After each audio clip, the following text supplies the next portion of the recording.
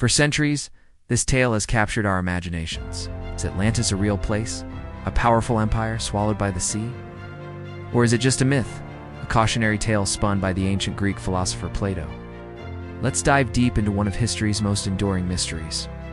The story begins with Plato, who around 360 BC, he described it as a utopian society, an island larger than Libya and Asia combined, located beyond the Pillars of Hercules, which we now know as the Strait of Gibraltar. According to Plato, the Atlanteans were a noble and powerful people, descended from the sea god Poseidon himself. Their capital city was a marvel of engineering, with concentric rings of land and water, magnificent temples covered in precious metals, and a highly advanced society. But their success led to arrogance and greed. They waged war against Athens, and as punishment for their hubris, the gods sent a series of cataclysmic earthquakes and floods that submerged the entire island, erasing it from existence. So, was Plato telling a true story passed down through generations, or was he creating an allegory? This is the central question. Many scholars believe Atlantis was a fictional creation. He might have been using the story to warn his fellow Athenians about the corrupting influence of power and wealth. Think of it like a political fable.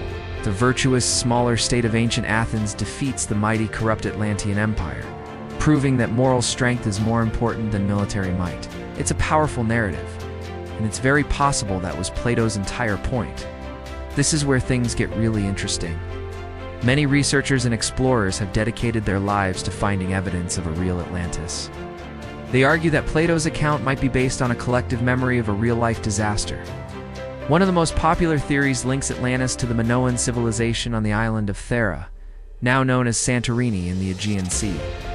Around 1600 BC, a massive volcanic eruption.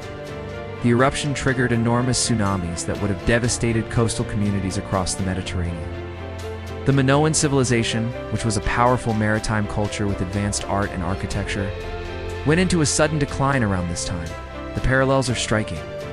The Minoans were an advanced naval power, just like the Atlanteans. The volcanic destruction of Thera was sudden and catastrophic, just like the sinking of Atlantis, passed down through generations for over 1,000 years until it reached him. The timeline doesn't perfectly match Plato's account, and Santorini is in the Aegean, not the Atlantic. But oral traditions can change over time. Simple translation error could have shifted the location or the date. For example, Plato mentioned the city sank 9,000 years before his time. Some theorists suggest the original text meant 900 years. It's a tantalizing possibility that connects the myth to a real, dramatic historical event. Over the years, the search for Atlantis has expanded far beyond the Mediterranean. People have proposed locations all over the world. Some point to the Bahamas, citing the mysterious underwater rock formation known as the Bimini Road. They claim it's a remnant of an Atlantean wall or road. Geologists, however, largely agree that it's a natural formation of beach rock. Others have looked in Spain near the Donna National Park, suggesting an ancient city was wiped out by a tsunami. There are even theories placing Atlantis in Antarctica, arguing that a shift in the Earth's crust could have moved the continent to its current icy location. Each theory has its passionate supporters and its skeptical critics.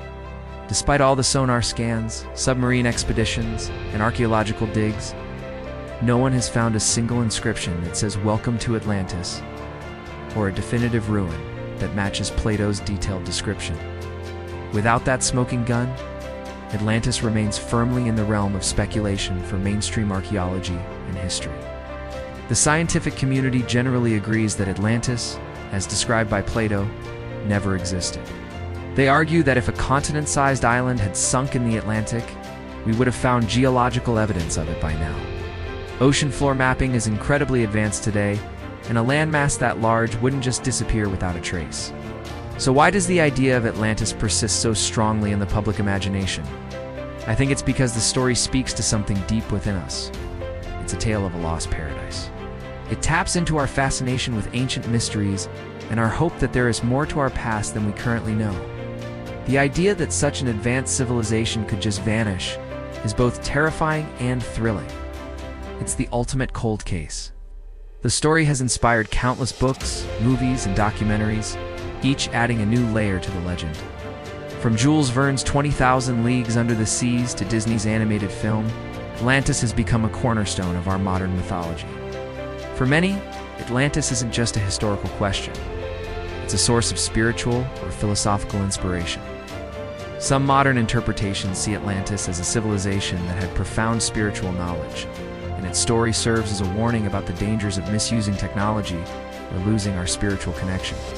People are drawn to the idea of a perfect society, a utopia we've lost, and the hope that maybe, just maybe, we could find it again or rebuild it. It's a powerful narrative about human potential and human failure. So, where does that leave us? Is Atlantis a myth or a memory? And the most likely answer, based on the evidence we have, is that it's a myth. But the theory that it was inspired by a real event, like the destruction of the Minoan civilization on Thera, remains a compelling and plausible explanation.